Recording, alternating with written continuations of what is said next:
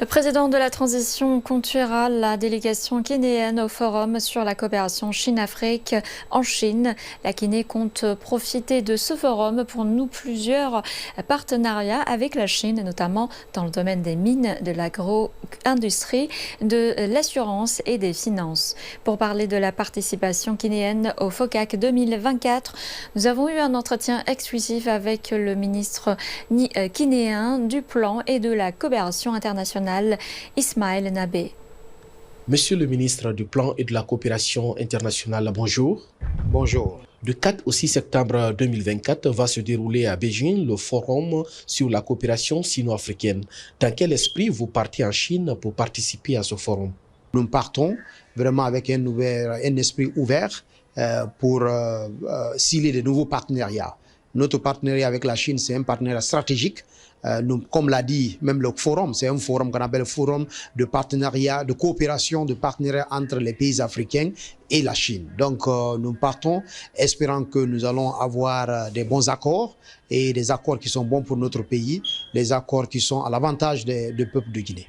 Le président chinois a indiqué que dans le cadre du premier plan triennal de la vision 2035 de la coopération Chine-Afrique, comment vous voyez l'importance de ce concept dans le paysage politique et économique mondial actuel?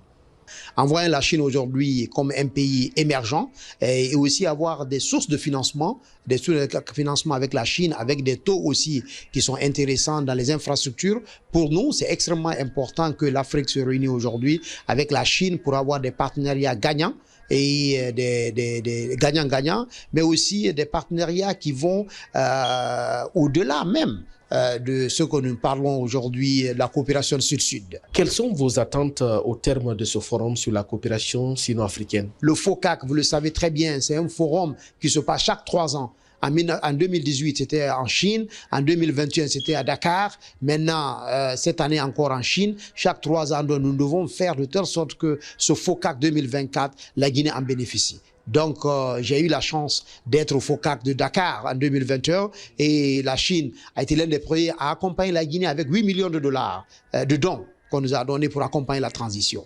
Aujourd'hui, nous partons vraiment à Pékin pour que dans l'enveloppe globale qui sera entre l'Afrique et la Chine, que la Guinée a une place de choix.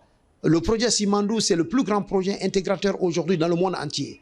Et aujourd'hui, il y a plus de 5 compagnies chinoises qui sont sur ce projet. Donc, nous sommes vraiment confiants que nous partons en Chine et avec tous les pays africains, nous sommes dans une belle position aujourd'hui pour dire à nos Chinois que nous devons développer de nouveaux projets, des projets agricoles, des projets agro-industrie. C'est extrêmement important que nous voyons. Donc, dans le cluster de Simandou, nous voulons développer, nous voulons que la Chine travaille avec nous pour agro-industrie et qui travaille avec nous pour l'éducation et qui travaille avec nous pour la santé, qui travaille avec nous pour l'infrastructure qui est déjà là, mais avec l'économie et les finances. C'est développer l'assurance, les banques, sont les 5 éléments phares, les 5, ça sera des 5 flagships que nous prenons, que nous allons partir avec nous en Chine, espérant que nos amis chinois vont travailler avec nous pour que, au lendemain de notre retour, qu'on envoie avec des bonnes moissons, ce que nous espérons.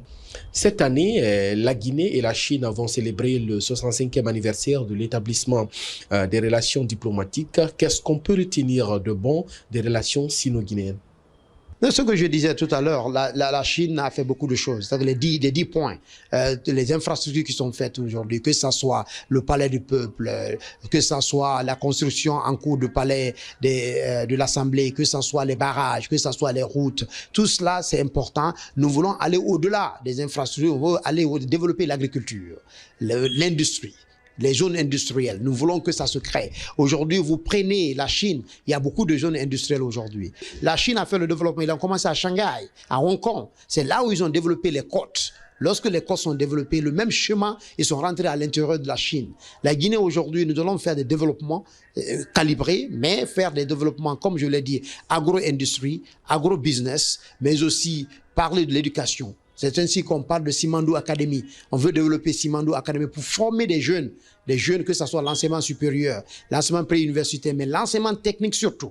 Nous voulons développer cela. La santé, vous voyez l'hôpital Amitié chino-guinéen, qui est un hôpital de référence. Nous voulons aussi développer cela, mais aussi faire la formation, créer des usines de transformation de médecine. Nous avons la plus grande usine de l'Afrique de se trouver à Seredou, à Massanta, l'usine de Kinin. Donc, ce sont des choses que nous devons vraiment développer aujourd'hui.